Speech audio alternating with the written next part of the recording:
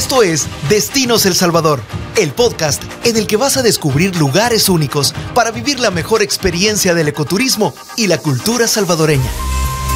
Bienvenidos a Destinos El Salvador. Soy Pamela Carranza y en este episodio vamos a hablar sobre viviendo nuestras raíces. ¡Qué tema más bonito! Por supuesto, me acompaña una experta, Mercedes Polanco, quien es representante del Ministerio de Cultura. Bienvenida. Gracias por la oportunidad de poder dirigirnos a ustedes y también de dirigirnos al público que va a escuchar toda esta información relevante, facilitarle a la población que puedan conocer un poco más acerca de nuestras raíces. Hablando de El Salvador precisamente, ¿qué podemos decir de sus raíces y de su riqueza cultural? Bueno, las raíces de El Salvador están fuertemente arraigadas en diferentes costumbres, creencias y formas de trabajo que son comunes en todos los pueblos de la región mesoamericana, debido a que antes de la llegada de los conquistadores, pues obviamente hubo mucha actividad humana. Esa actividad ha sido objeto de múltiples estudios que han arrojado importante información, pero a manera de resumen, en 1943, el antropólogo, filósofo y etnólogo alemán Paul Kirchhoff definió como Mesoamérica la región geográfica en la que se dieron actividades similares durante diferentes momentos. Estos momentos abarcan sobre todo el periodo preclásico, el clásico y el postclásico. Estas actividades han sido, como le mencionaba, similares y se han considerado también como la cuna de algunas de las más importantes civilizaciones. Entre estas podemos mencionar, por ejemplo, los olmecas, los mayas, los toltecas, aztecas, entre otras. Entonces, esta riqueza cultural de El Salvador, pues obviamente radica en toda la actividad que se desarrolló durante esos tiempos y que estos grupos de habitantes prehispánicos dejaron evidencia. Esa evidencia la podemos ver a través de la construcción de estructuras como basamentos piramidales que fueron utilizados pues para diferentes actividades, pueden ser esas religiosas, políticas, dejaron también áreas comerciales, estructuras habitacionales y tenemos algún otro tipo de patrimonio cultural inmaterial, por ejemplo, las danzas, ¿verdad? Entonces, todas estas es interesante mencionar de que siguen siendo las mismas, a pesar de que tal vez algunas cosas sí se han modificado, pero se han ido como replicando y reproduciendo, adaptándose, también, sí, a través del paso de los años. Por ejemplo, que según algunas investigaciones arqueológicas que fueron realizadas en el Parque Arqueológico Joya de Serén, los arqueólogos precisamente encontraron encontraron un cultivo de maíz. Y en ese cultivo, al adaptarlo o al compararlo con los cultivos actuales, podemos observar de que pese a que han pasado más de 1400 años, sigue siendo la misma técnica. La misma técnica de cultivo en la que se maneja el surco y la misma distancia entre cada uno de los surcos y entre cada una de las plantas se sigue utilizando a pesar de que han pasado más de 1400 años. Eso como manera general pues nos dice que todo este conjunto de actividades humanas que se desarrollaron en la región geográfica conocida como Mesoamérica han enriquecido culturalmente el territorio que ahora pues conocemos como El Salvador. Mercedes, me mencionabas, por ejemplo, el caso del cultivo del maíz, ¿verdad? Uh-huh. Que, bueno, pues había su manera de hacerlo y pues todavía se conserva. Así Entonces, esto tiene mucho que ver, obviamente, con nuestras raíces. Uh-huh. ¿Qué vuelve único a El Salvador respecto a su arqueología? Me mencionabas también Joya de Serén. Bueno, realmente cada uno de los países que tienen vestigios arqueológicos tienen sus mismas o sus propias particularidades, ¿verdad? Pero sin duda algo que vuelve único a El Salvador es que en los 21.041 kilómetros cuadrados de extensión territorial tenemos una cantidad increíble de sitios arqueológicos que pues obviamente han sido identificados a través de investigaciones. Muchos de estos, bueno, la mayoría no están ni siquiera accesibles al público, ya que se estima que tenemos un aproximado más o menos de 600 sitios arqueológicos a nivel nacional y pues muchos de estos se utilizaron para actividades religiosas, políticas, comerciales. Pero en el municipio de San Juan Opico, que está prácticamente a 40 minutos más o menos de San Salvador, encontramos un sitio de valor bastante excepcional Pues hasta este momento es el único, no solo a nivel nacional ni a nivel de Mesoamérica, sino que a nivel mundial, en el que se puede tener una lectura de las prácticas culturales diarias que se desarrollaron en la época prehispánica y nos permite observar la forma de vida de los pobladores. Entonces ahí caemos de nuevo al tema de Joya de Serén.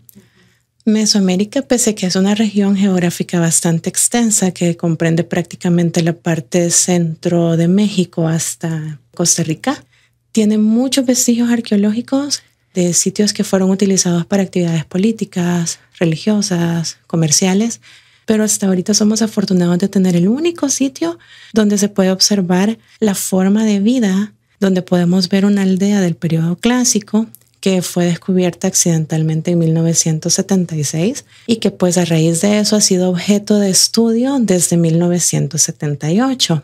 Es interesante porque estos estudios han permitido obtener información importante en relación a la forma de vida que tenían los mayas. Vemos bastantes templos, vemos bastantes sitios arqueológicos de carácter ceremonial, pero tenemos nosotros el único sitio donde podemos ver la cotidianidad de esa época. La forma de construcción en aquel momento era bastante particular, pues la aldea estaba conformada por familias repartidas en complejos habitacionales. Las viviendas no tenían el mismo concepto de las actuales donde todo está bajo el mismo techo, sino que tenían un espacio para residencia, el espacio de la bodega separado, aparte tenían su cocina, tenían también dentro de la aldea áreas determinadas para cultivos, espacios de procesamientos artesanales, procesamiento de alimentos. Habían edificaciones de uso especial también. O sea, no solo se limitaba a las casitas, sino que también tenían espacios como casas comunales, cocinas comunitarias, tenían un temazcal, como un baño de vapor, y también se encontró la casa de una chamana. La construcción de la aldea se estima que fue realizada por los mayas y alrededor del año 640 quedó soterrada por la erupción de un volcán. El volcán está a escasos, máximo 2 kilómetros del sitio arqueológico y se llama Loma Caldera. Todo el material volcánico que arrojó Caldera sepultó la aldea con varias capas de ceniza y soterró las estructuras entre los 3 y los 5 metros de profundidad.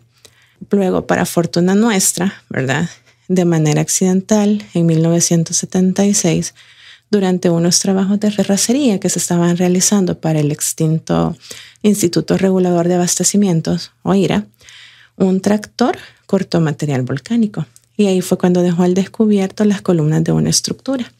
Entonces, el hecho de encontrar esas columnas dio paso a investigaciones y posteriormente a estudios de valoración cultural que permitieron identificar que Joya de Serén cumple con algunos criterios únicos. Por ejemplo, se podría decir así, el testimonio único de la vida diaria de la gente común durante el periodo clásico y también ilustra la vida diaria de las comunidades prehispánicas en ese momento. Entonces, a raíz de todas esas características bien particulares de Joya, fue por lo que se declara como Patrimonio Mundial de la Humanidad el 11 de diciembre de 1993. Mercedes, y bueno, Joya de Serén sin duda es, su nombre mismo lo dice, una joya, ¿verdad? Sí. Entonces, bueno, me mencionas que hay alrededor de 600 sitios arqueológicos y bueno, es Joya de Serén el que descubren en 1976. Pero ¿cuáles otros destinos o parques arqueológicos tiene El Salvador y cómo puede hacer la gente también para visitarlos? No sé si hay alguna temporada recomendada y pues nos puedes comentar dónde están ubicados también. En El Salvador contamos con 5 parques arqueológicos. Estos pues son administrados por el Ministerio de Cultura a través de la Dirección Nacional de Patrimonio Cultural. Los parques son Joya de Serén, San Andrés, Cihuatán, Casablanca y Tazumal. Por el momento, de estos 5, 4 son los que están accesibles al público. Joya de Serén aún se mantiene cerrado, pues se ha trabajado bastante en algunas remodelaciones y adecuaciones del sitio, pero los otros 4 parques arqueológicos están abiertos a la visitación pública. Tenemos la facilidad de que contamos con un horario bastante accesible de martes a domingo, desde las 9 de la mañana hasta las 4 de la tarde. El día lunes es el único día que permanecen cerrados por cuestiones de mantenimiento. Perfecto. ¿Verdad? Luego, en relación a las ubicaciones, Cihuatán está ubicado en el municipio de Aguilares. San Andrés está en el municipio de Ciudad Arce. Casablanca y Tazumal, ambos corresponden al municipio de Chalchuapa. Por ejemplo, Casablanca y Tazumal están que como a 10 minutos uno del otro. Súper cerquita. Súper cerca, que fácilmente pues se podría visitar 2 sitios en el mismo día. Es más, ahí mismo. O sea, usted decide ir a uno y después dice, mejor también vamos al otro. Sí, ¿verdad? aprovechando, ya que estamos aquí. Ajá. Como todo buen salvadoreño, ¿verdad? Claro. Estamos cerquita, dice Estamos uno. cerquita. ¿Y cuáles son las actividades que se pueden realizar en estos parques, Mercedes? En cada uno de los parques podemos realizar recorridos guiados. Hay guías que acompañan a nuestros visitantes a los recorridos para que puedan, pues, no solamente observar, sino que también comprender de una mejor manera el valor cultural del parque en el que se encuentran. Y el servicio es gratuito. O sea, únicamente pagan su tarifa, pero el servicio de guías es gratis. Entonces yo les sugiero a nuestros visitantes que siempre que visiten uno de nuestros parques arqueológicos, que son administrados por el Ministerio de Cultura, puedan solicitar el acompañamiento del guía. Pues ellos están capacitados, ¿verdad?, para poder trasladar la información relevante de cada uno de los lugares, y eso indiscutiblemente permite tener una apreciación diferente del sitio.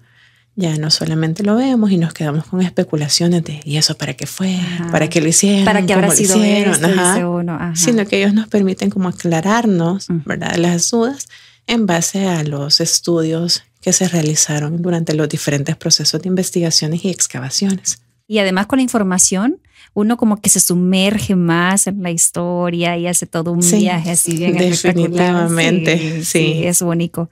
Y bueno, sobre las recomendaciones, que bueno que ya nos dio la primera de solicitar la guía, ¿verdad? Sí, de un especialista en este caso. También, ¿qué otro tipo de recomendación se le puede hacer al visitante al ir a estos parques, ¿verdad?, arqueológicos, que sabemos que son tesoros con los que contamos? ¿Cuáles pueden ser esas recomendaciones para procurar el cuidado de estos lugares? Una de las que es bastante importante es que aprendamos a respetar los límites. Si las estructuras arqueológicas están delimitadas es por algo. Entonces, imagínense, si tenemos un promedio de visita de 1,000 personas, por decir algo, en un día. Ahora, ¿qué pasaría con las estructuras arqueológicas que tienen más de 1,400 años si estas 1,000 personas se suben? Tenemos que aprender a respetar, ¿verdad? A reconocer de que si los espacios están delimitados es por algo. Es precisamente para la protección de los mismos y para que estos pues puedan estar ahí mucho más tiempo y que otras generaciones también tengan acceso a ellos. Otra de las recomendaciones que más que todo están relacionadas ahora en relación al tema de la pandemia es de que debemos de tomar algunas medidas que pues permitan la protección personal, tanto como la protección de las personas que nos rodean en cada uno de los espacios donde nos encontramos, ¿verdad? Y esto sí es importante mencionarlo, pues a través del Ministerio de Cultura y de la Dirección de Patrimonio se han hecho varias gestiones que permitan la visitación a los espacios culturales, pero con esta salvedad de que debemos presentar, por ejemplo, cartilla de vacunación completa. Tenemos también que seguir las recomendaciones básicas como el uso obligatorio de mascarilla, la desinfección del calzado, la toma de temperatura, el lavado de manos, aplicación de alcohol gel. Hay un punto importante y es que el tiempo de permanencia se ha delimitado. Antes de la pandemia, pues de repente llegaban familias o visitantes que se pasaban todo el día. Les gustaba tanto que ahí se querían quedar. Sí, pero ahora no. Ahora pues tenemos que delimitarlo y únicamente se permite una permanencia entre 35 a 45 minutos, porque el recorrido es prácticamente pues para conocer el lugar, para brindar la información del sitio. Luego el turista o el grupo de turistas se desplaza y así se atiende a otro grupo. El aforo también se ha visto reducido. El guía solamente puede acompañar a un máximo de 15 personas por grupo. Okay. Entonces, un grupo familiar, pues perfecto, ¿verdad? Se va con el acompañamiento del guía, hacen su recorrido, conocen del lugar. Un pequeño grupo de amigos también. Un pequeño grupo de amigos, sí. ¿Cuáles son también estas actividades que se pueden hacer en estos lugares? Pues por el momento Y los recorridos guiados. Perfecto. Prácticamente las otras actividades se han visto bastante delimitadas debido a la misma situación en la que estamos actualmente. Excelente. Y, perdón, sobre este punto, sí me gustaría también aprovechar la oportunidad para que las personas que nos escuchan puedan apoyarnos en el sentido de comprendernos que, si bien es cierto, los espacios están abiertos al público, pues para el disfrute de los mismos y para que expandamos nuestros conocimientos sobre los parques arqueológicos, debemos tomar en cuenta que seguimos en pandemia. Por esas razones les solicitamos seguir las recomendaciones del personal del parque en el que se encuentren, ya que procuramos la reactivación de las actividades culturales. Reactivar las actividades culturales no quiere decir que lo vamos a hacer a costa de la salud de los demás. Entonces todos en esta pandemia creo que todos hemos perdido a alguien, vecinos, amigos, conocidos, familiares. Entonces necesitamos hacer conciencia, ¿verdad? Y acatar las recomendaciones de nuestro personal. ¿Cómo pueden hacer las personas para solicitar el ingreso a estos parques o adquirir las entradas? Pues se está trabajando en una plataforma digital para que podamos comprar las entradas a los parques en línea, ¿verdad? Pero por el momento lo ideal es realizar la compra en la colecturía habilitada de cada uno de los lugares. Es importante también mencionar de que nuestras tarifas son bastante accesibles. El costo de admisión para los salvadoreños es de $1. Los centroamericanos y extranjeros no residentes pagan $3. Los extranjeros no residentes, $5. Pero aquí hay una excepción.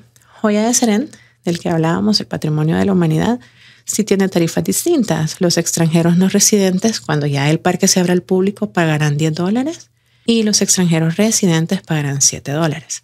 Estos dos, pues los dejo de último, considerando que todavía Joya permanece cerrado al público. Sí. Pero también hay bastantes accesibilidades, pues los estudiantes con carnet vigente, las personas con discapacidad, los adultos mayores, los niños menores de 12 años entran gratis. Así que también las personas residentes de los municipios en los que se encuentran los parques. Eso es una gran ventaja. Entran gratis, sí.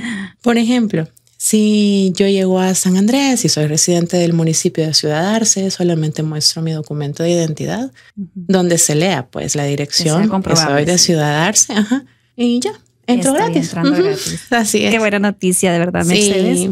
¿A dónde podemos encontrar más información sobre El Salvador? Yo recomiendo que siempre que requieran información sobre los diferentes parques arqueológicos o los espacios que son administrados por el Ministerio de Cultura, realicen la búsqueda en los canales oficiales del ministerio. Por ejemplo, está el sitio web cultura.gov.sb. También pueden buscar a través de las redes sociales oficiales del ministerio, que son bastante dinámicas. En ellas pues prácticamente están dando a conocer las actividades del quehacer cultural, la agenda cultural, algunos anuncios que a veces surgen pues de manera emergente. Y si necesitan información sobre diferentes destinos turísticos, volcanes, lagos, parques arqueológicos, ¿por qué no incorporarlos también, verdad? Playas, todos esos diferentes destinos turísticos que tenemos a nivel de país, pueden abocarse también al sitio oficial de turismo, elsalvador.travel. Gracias, Mercedes, una vez más por habernos acompañado en este episodio en donde conocemos un poco más sobre los destinos de El Salvador. Al contrario, gracias a ustedes. Esto fue Destinos El Salvador. Los esperamos en el siguiente episodio para vivir la aventura de nuestro próximo destino.